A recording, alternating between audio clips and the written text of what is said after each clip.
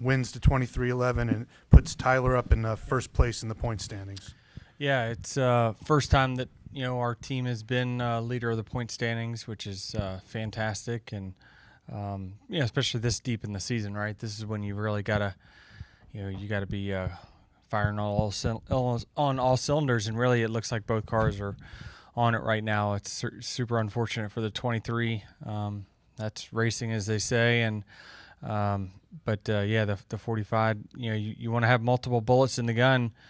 And felt like we had that in Michigan today. Is when the 23 stumbled, the 45 was just as fast and was right there to pick out the pieces. So, really proud about where their speed's at and what they're showing right now. Awesome. Thank you very much. We'll open to media questions. Please raise your hand. Madison has a wireless mic. Any questions for Denny? Dustin. Dustin Long, NBC Sports.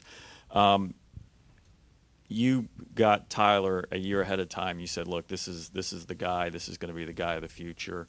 And along with being in first in the points for the first time for the organization, he's in the points for the first time. How has he met those expectations that you were talking about us a few years ago, and what you've seen, and how he's developed, and how he's helped this team get to this level? So, the biggest thing, right, is that I hired him off of what I saw on the racetrack. I didn't know how much of that was natural talent. I didn't know how much of that was, him, working to get better. I didn't know. I just knew the results, and I raced around him enough to know that guy pushes the edge and he can find the edge of the car. What I've really been, happy to see is that he just works, and he asks a lot of questions. He's very, very humble. He just really is always trying to get better. And, he's going to come away with this weekend and with a laundry list of things that he feels like he can do better and the team can do better. And that's what I'm most impressed with. And it's why he's going to be winning races and championships long after I'm gone. So, obviously, you that sounds a lot like how you do things. So, as you work together, are you rubbing off on him, and how much is he rubbing off on you? Yeah, I think that you should ask him, but we talk a lot, and he asked me a lot of questions. And there's been many times this year where we're racing each other, and I'm like, I'll tell him to do that, and it's like it goes both ways. Like I really feel like he's pushed me in some areas that I haven't been used to as well. So I think it's working well together, but certainly, I think there was a point in time where a few weeks ago, Tyler was talking about conserving this or saving that. I'm like, we got to get you back on the gas pedal. Like, just do, I think you're almost taking what I say to heart too much. And so he's got an unbelievable ability to drive a car. And now that he's putting it all together, he's managing races the way that I thought that was the biggest thing I thought he could improve on when he came over, was managing. And now you're seeing all these low finishes because they're managing the race, and he's managing the race like a pro.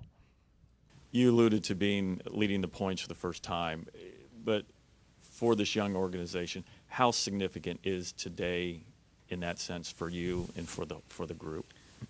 It's legitimacy, right? I don't know. I'm not going to say anybody, but almost anybody can be leading the points after 3 races or 2 races, right? We're 20-some races in, and all the averages have worked themselves out. And, when we were in stage 1 right there, and it's the top 4 in points for the top 4 on the racetrack, like there's no, it's just not, by happenstance. And so it's awesome to see how tough they are. Week in, week out, they're a tough out, and certainly it's going to make my path a lot harder. But that's what I started the team for. This is part of the crux of being a team owner and a driver, is that you're gonna have to deal with the days that they beat you. And so to me, I give myself 3 shots to win every weekend. Yes, I would prefer that I win, but the winning feeling goes to about 80% when my cars win, right? So it's still a really, really good day, and it certainly helps with conversations that we have. And there's a lot of sponsors looking at 2311, and we're really happy about that. And so those kind of performances, when you see that big M on the hood up front now in victory lane, like that's just really big for our team, and especially kind of being somewhat close to Chicago here in this area. So it just goes a long way, and certainly proud of all the work that the team has done to get to this point. Jeff. He's got 10-point lead, but I'm sure if he was going into Darlington right now, you'd feel a lot better about being able to hang on to that. How would you approach it, going into Daytona to try to leave Daytona with still the points lead when so many things can happen? Him? Yeah, like what would you tell him to do, or what do you think the best strategy is to play there? Like, should he be conservative? Should he just go throttle down and just see what happens? Well, I think that all the guys battling for the regular season and for the cut line, I think everyone's going to race to get stage points, simply because you just can't pass in this car on speedways like you used to be able to. I just remember hanging back until the last 10 laps, and then I'll drive right to the front. It just isn't like that now. Now, you can get a good finish. You're not going to win hanging in the back, but you can get a good finish.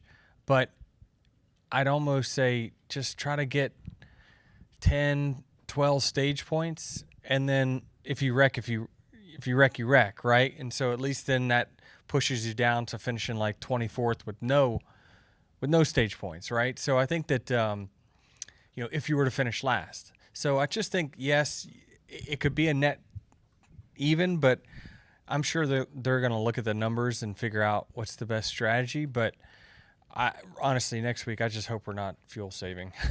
That's what I am hoping, is that we're all just racing instead of fuel saving, and so that really kind of can throw a kink in all of this. Larry. Larry Lage, Associated Press. What does it mean when Michael Jordan is around the team like he was yesterday? And did he have another engagement today? And have you already heard from him via text or otherwise? Yeah, I mean, he's obviously very excited, and I think that him coming to Michigan, he's got a schedule of races that he's going to be going to here in the playoffs as well. Like this is a fun hobby for him, fun business for him, right? And so this fills a lot of gaps of the competitiveness that he has lost by not being part of the Hornets anymore. So he's about winning. We had conversations, ownership meetings, where we're trying to figure out directions and what we're going to do with this, that, and the other. And it's always been, I want to win. I'm 60-some years old. I want to win. So do whatever we have to do to win. And so that's really, fun when someone who, is such a big part of your team and, gives me the liberty to, run this the way I see fit and make personnel changes the way I see fit, make hires that we need for the future. Like, giving me that autonomy is just awesome, and it's why it's working so well. Bob, then Reed. Sorry. Bob Pockris, Fox Sports. Have two. The first, Reddick has been pretty hard on himself on races he hasn't won where he's had the best car. What can this win do when, frankly, probably should have won this race, right? Yeah, absolutely. And as kind of a fanboy watching there at the end, I'm ninth and I see he's leading the race, and honestly, I was just kind of in a spot where I was ready to go home ninth before that first caution. And certainly I was like, damn, that sucks for the 45. But then, he gets past, and I'm like, oh, that really stinks. And then he's able to get it back. So, if you get the sample size big enough, it's all going to come back in the wash. The numbers are going to come back, right? You're going to win when you have the best car 35% of the time in the next gen era. And, you're going to go through spells, though, where you only win 15% of the time when you have the best car. But then you're going to have other years where you win 60% of the time. So it just is, as long as you have a big enough sample size, while it's easy to get down in those moments where you had winning cars and didn't win, if you race here long enough, and he will, it's all going to work itself out, and he's going to have a big win total. I don't know if you saw Joy's flip yet. I did. So, and is there any? I mean, his car turned in just went up. It didn't look like Yeah. it got T-boned or anything to get turned over. I'm curious if there's any concerns just from the immediate view of it. Yeah, I mean, the cars I feel like are pretty safe in rollover situations. It seems like that's kind of between that and intrusions. That's kind of the strong point of the next gen car.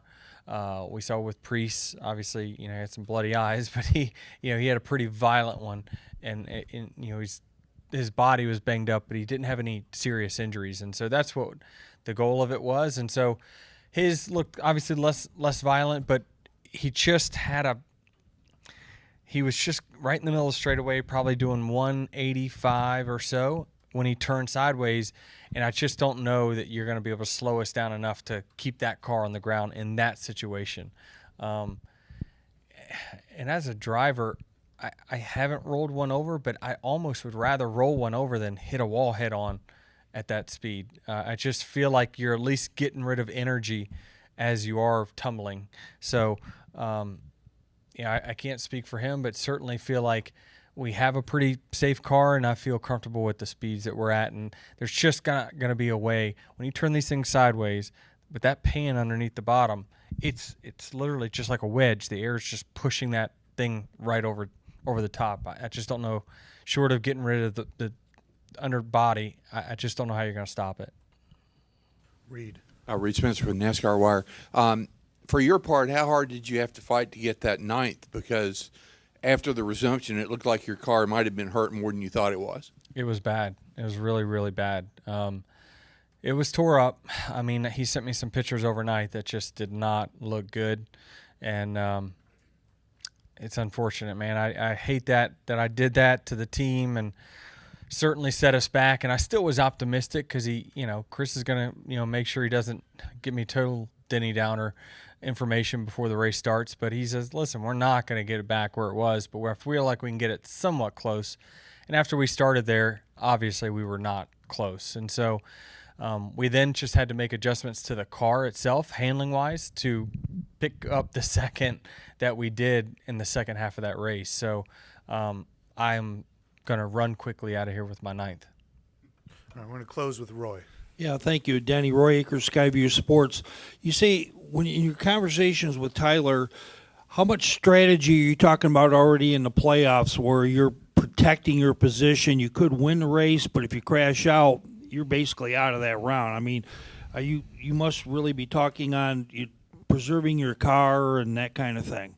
Yeah, I mean, I think we'll have those conversations week by week, and certainly I don't think you want to change too much right away. Certainly the first round of the playoffs, the guys eliminated are just the ones that have bad races or don't have any playoff points. So he'll be in a good, at least, position, and certainly based off of performance, they should get to the final 8, I would think, pretty easily. But this is racing, and all kinds of crazy things can happen. But you just don't want to put the fear of God in them that, things, don't take this chance or that chance, because then you end up with a bad result. So I think you just got to do what you are good at, and hopefully you don't get unlucky. All right. Thanks a lot, Denny. Thanks All for your right, time. thank you. Congratulations.